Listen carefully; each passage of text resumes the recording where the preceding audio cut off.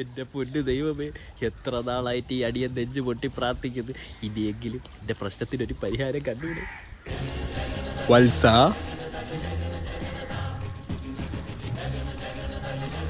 അയ്യോ ദൈവമേ, നീ ഇത്ര പെട്ടെന്ന് പ്രത്യക്ഷപ്പെട്ടോ? എന്താ നിന്റെ ദുഃഖം? പറഞ്ഞോളൂ. എൻ്റെ മകൾ, അവളുടെ ദാമ്പത്തിക ജീവിതം ദുരിതത്തിലാണ് പ്രഭു.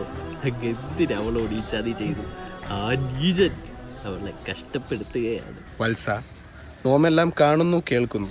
അതുകൊണ്ട് നീ എന്നെ ഒരുമാതിരി ഊഞ്ഞാലാട്ടുന്ന വർത്താനം പറയല്ലേ.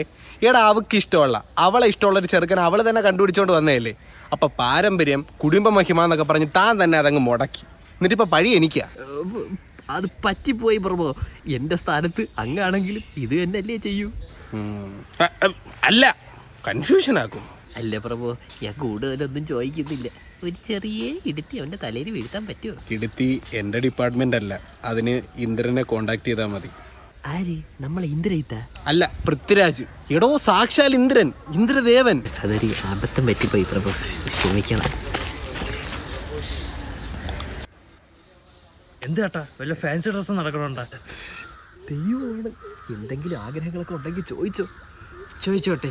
ചോദിച്ചോളൂ. ഒരു പെണ്ണ് സെറ്റാക്കി തരൂ. ആടാ, ഞാൻ നിനക്ക് മാമാപ്പണി ഇവിടെ ചെയ്യാം. അല്ല, കാമദേവനെ വിളിച്ച് ചോദിക്കടാ. പോയെന്ന് തോന്നുന്നു കേട്ടാ.